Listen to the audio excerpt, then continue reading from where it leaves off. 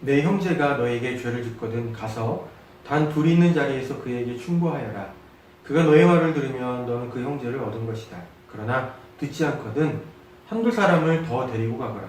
그가 하는 모든 말을 두세 증인의 입을 빌어서 확정 지으려는 것이다. 그러나 그 형제가 그들의 말도 듣지 않거든 교회에 말하여라. 교회의 말조차 듣지 않거든 그를 이방 사람이나 세리와 같이 여겨라. 내가 진정으로 너희에게 말한다. 무엇이든지 너희가 땅에서 매는 것은 하늘에서도 매일 것이요 땅에서 푸는 것은 하늘에서도 풀릴 것이다. 내가 진정으로 거듭 너희에게 말한다. 땅에서 너희 가운데 두 사람이 합심하여 무슨 일이든지 구하면 하늘에 계신 내 아버지께서 그들에게 이루어 주실 것이다. 두세 사람이 내 이름으로 모여있는 자리 거기에 내가 그들 가운데 있다. 아멘. 주님께서 주시는 말씀입니다. 오늘 본문 말씀은 공동체 안에서 발생하는 분쟁이나 잘못을 처리하는 데 있어서 어쩌면 초기에 마태 공동체가 지침으로 삼았을 법한 내용을 소개합니다. 교회는 그 공동체에 속하는 사람들에게서 흔히 거룩한 모임이다 라고 인식이 됩니다. 바울이 고린도 교회에 편지를 쓸 때 이렇게 인사한 것을 보면 교회를 거룩한 모임으로 인식하는 것이 틀린 말은 아닙니다. 고린도에 있는 하나님의 교회에 이 편지를 씁니다. 그리스도 예수 안에서 거룩하여지고 성도로 부르심을 받은 여러분에게 문안드립니다. 하지만 우리가 착각하지 않아야 할 것이 있습니다. 교회는 분명 거룩한 모임이지만 교회가 이미 거룩해진 사람으로 이루어진 모임은 아니라는 것입니다. 정확하게는 교회는 거룩함이라는 공통의 결과를 나타내는 사람들의 모임이라고 말할 수가 있습니다. 하나님은 예수님을 그리스도로 고백하고 그분을 쫓아 살아가고자 하는 사람들로 교회를 이루게 하셨습니다. 이 말은 교회가 추구하는 하나의 방향이 있다는 말입니다. 그 방향이라는 것이 뭐냐면 첫째, 예수님을 그리스도로 고백하고 둘째, 그분을 쫓아서 살아가려고 하는 것입니다. 그러니까 이 두 가지는 교회의 구성원들이라면 누구나 추구해야 하는 목표이자 방향이죠. 이 두 가지를 잘 지키다 보면 자연스럽게 거룩함이라는 결과도 나타나게 되는 것입니다. 그런데 이 말을 오해해서 나는 거룩하게 살아야 돼, 나는 구별되게 살아야 돼, 이런 식으로 스스로에게 거룩해져야 한다라는 의무를 부여해서 살려고 하는 것은 과정과 결과가 완전히 뒤바뀐 것입니다. 거룩해지는 것은 의무가 아니라 예수님을 그리스도로 고백하고 그분을 쫓아 따르는 삶에서 나타나는 결과라는 것을 우리가 기억할 필요가 있겠죠. 교회 구성원이 예수님을 그리스도로 고백하고 그분을 쫓아서 살아가려고 결심하는 사람들이라고 하더라도 그 과정에서 잘못도 할 수 있고 실수도 할 수 있습니다. 사람이기 때문입니다. 중요한 것은 잘못이나 실수를 하더라도 다시금 방향을 잡고 본래의 궤도에 오르고자 하는 그 의지와 마음인 것이죠. 아무튼 교회 구성원이 누구든 그가 잘못을 저지르게 되면 그것으로 인해 교회가 분쟁을 겪거나 흔들릴 수도 있습니다. 본문의 내용으로 미뤄보건대 마태 공동체도 그런 일들을 겪었던 것 같습니다.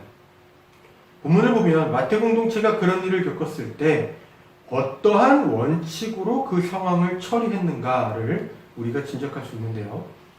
그 원칙은 세 가지 단계를 지시합니다. 첫째는 피해자가 가해자에게 가서 단 둘만 있는 자리에서 가해자의 잘못에 대해 일깨워주고 그로 하여금 뉘우치게 하는 것입니다. 둘째는 그렇게 했는데도 가해자가 말을 듣지 않으면 이번에는 혼자 가지 말고 한두 사람을 더 데리고 가해자에게 가서 가해자가 저지른 잘못을 일깨워주고 그로 하여금 뉘우치게 하는 것입니다.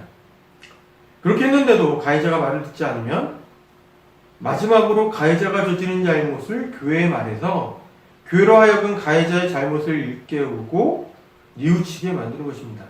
이렇게 세 단계를 거쳐서 가해자로 하여금 회개할 기회를 줬는데도 그가 여전히 말을 듣지 않을 때 바로 그때 가서는 그를 이방인이나 세리처럼 생각하는 것입니다.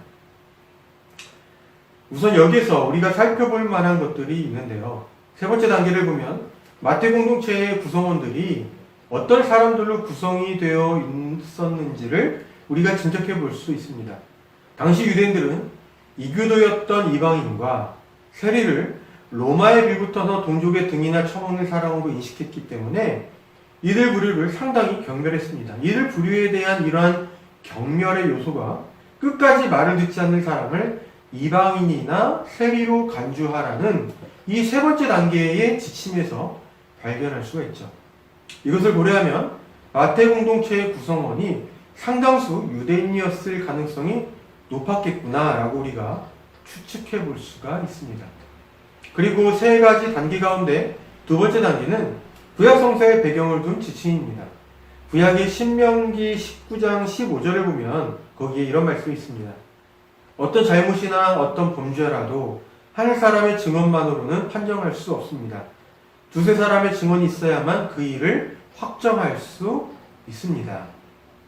이렇게 보면 상당수 유대인으로 구성된 마태 공동체가 잘못을 행한 구성원을 처리할 때에 그냥 자기들이 생각하는 대로 판단한 것이 아니라 구약 성서의 말씀도 존중하려고 했다는 것을 우리가 알 수가 있죠.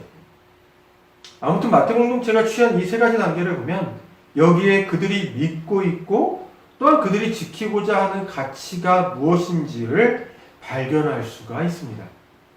저는 마태 공동체가 잘못을 행한 구성원을 치리하면서 그들이 믿고 있고 또 지키고자 하는 그 두 가지를 오늘날의 교회도 받아들일 필요가 있다라고 생각합니다. 먼저 마태 공동체가 잘못을 행한 구성원을 치리할 때에 그들이 믿고 있었던 것이 무엇이었는가를 보자면 그것은 18절에서 20절의 말씀에서 찾아볼 수 있습니다. 20절부터 보면 20절은 두세 사람만이라도 예수 그리스도를 위해서 모였다면 그들 가운데 주님께서 함께 계신다는 것을 말씀합니다. 본문의 문맥 안에서 이 말씀은 피해자가 한두 사람을 더 데리고 가해자에게 가서 가해자의 잘못을 일깨우고 그로 하여금 돌이키고자 할 때에 피해자를 포함한 그들 두세 사람의 생각과 마음을 하나님께서 인도하신다라는 것을 가리킵니다. 그들이 가해자의 잘못을 판단할 때에 사심이나 사적인 감정으로 할 수 있으니 치우침 없이 바르게 판단하기 위해서는 하나님의 인도하심이 무엇보다 필요하죠. 이런 측면에서 20절은 잘못을 행한 구성원을 치리하기 위한 두 번째와 세 번째 단계를 가능하게 하는 그 바탕이 된다라고 말할 수가 있습니다. 18절은 땅에서 매는 것과 푸는 것이 곧 하늘에서 매는 것과 푸는 것에 연관되어 있다라고 말씀합니다. 본문의 문맥은 공동체 안에서 잘못을 행한 구성원을 공동체가 어떻게 치료할 것인가에 관한 것이기 때문에 이 문맥 안에서 보면 매는 것은 출교를 가리키고 푸는 것은 용서를 가리킨다라고 볼 수 있습니다. 이런 측면에서 땅에서 매고 푸는 것이 하늘에서 매고 푸는 것과 연결되어 있다라는 이 구절은 마태 공동체가 잘못을 행한 구성원을 출교시키거나 혹은 그를 용서할 때에 하나님께서 그들의 결정을 존중하신다라는 것을 뜻하는 것이겠죠. 그리고 19절은 공동체 가운데 두 사람이 합심하여 구하면 하나님께서 그것을 이루어 주시겠다라는 말씀인데 이 구절 역시 본문의 문맥에 비춰보아야 합니다.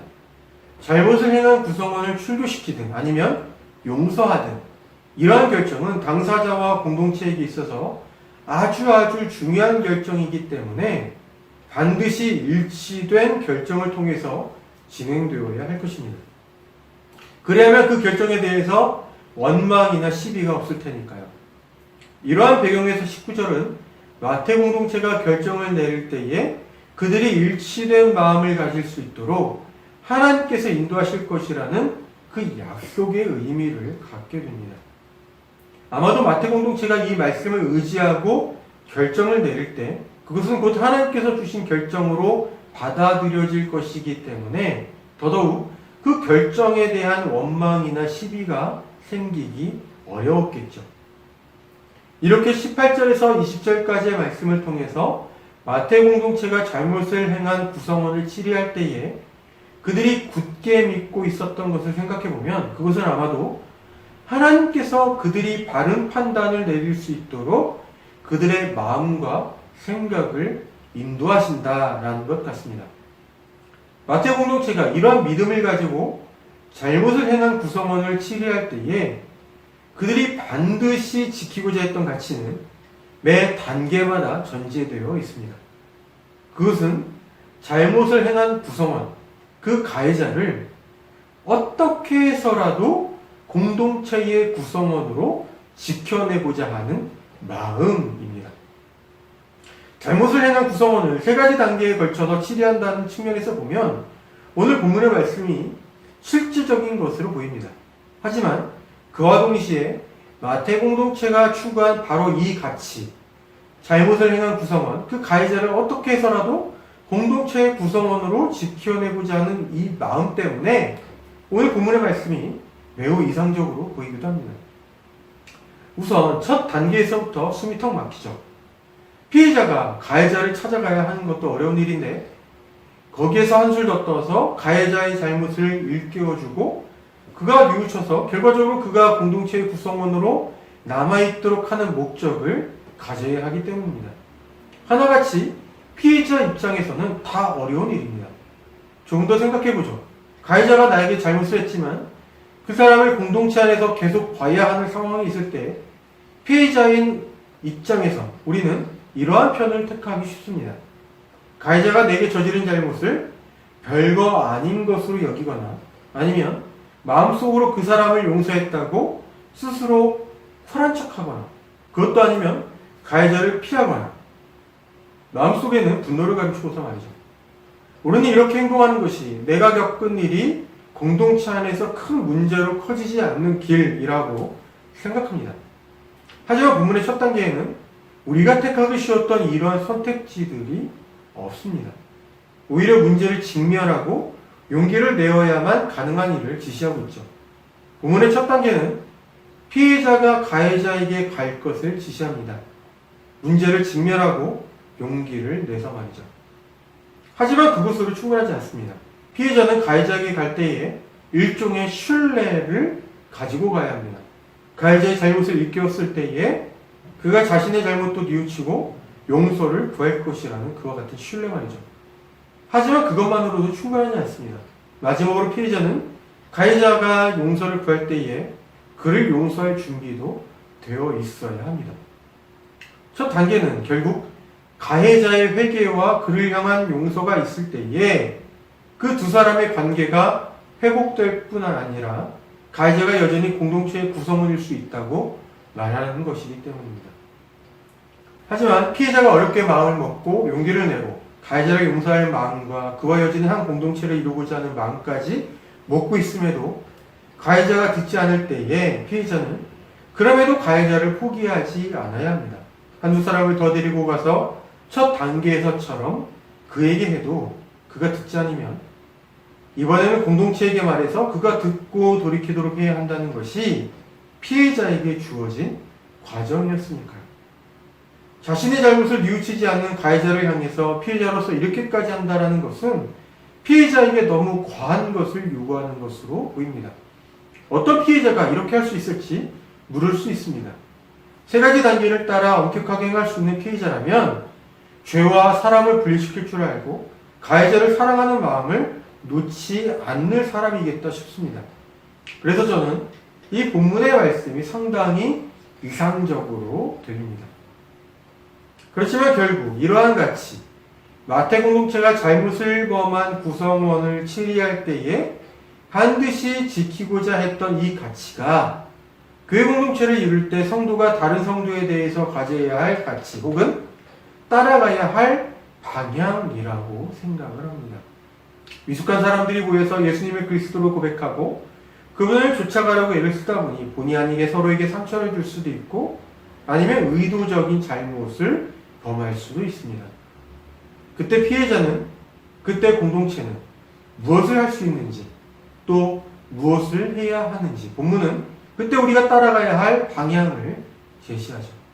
공동체 안에서 가해자를 지키고자 하는 마음, 그가 옳은 길로 돌아오도록 애쓰는 것, 그가 뉘우치고 용서를 구한다면 얼마든지 그를 용서하고 품을 준비를 하는 것, 그리고 무엇보다도 그럼에도 그를 사랑하려고 애를 쓰는 것, 이런 것들 말입니다. 이것들은 모두 하나같이 벅찬 과제처럼 느껴집니다. 하지만 그것이 예수 따름의 방향을 가진 교회가 할 일이겠죠. 애정을 놓치지 않으면서도 앞에서 잘못을 일깨우기보다는 분노의 감정을 배설하듯 뒤에서 비난하는 일이 손쉬운 시대를 살고 있습니다. 이러한 일들이 교회 공동체 안에서 또 목회자들 사이에서 교인들 사이에서 벌어지는 시대에 저 역시 거기에 한몫 거둔 것만 같아서 마음이 무겁고 또한 부끄럽습니다. 피해의식에 사로잡히지 않고 거기에서 비롯된 미움과 분노에 발목 잡히지 않고 오늘 본문의 말씀이 마태 공동체에게 지시한 것처럼 신뢰와 사랑을 완성하기 위해서 마땅히 우리가 택해야 하는 방향을 알고 그 길로 행하는 우리 모두가 되어가기를 빕니다. 기도하겠습니다. 하나님 아버지, 저희에게 잘못을 행한 사람일지라도 그를 위해서 기도할 줄 아는 사랑과 긍휼의 마음을 저희에게 주십시오. 저희로 하여금 서로의 신뢰를 이루는 길로 먼저 발을 떼는 자가 되게 하시고 그 걸음을 상대를 향한 미움과 분노의 감정에 올가맬 수 없도록 저희를 지켜주십시오. 주님께서 오셔서 하나님과 저희의 화해를 이루셨으니 저희도 공동체 안에서 화해를 이루는 사람으로 살도록 인도하여 주십시오. 언제나 어디에서나 성령님을 통하여 저희 곁에 또 저희 안에 계시며 저희와 함께 하시는 예수님의 이름으로 기도드립니다. 아멘.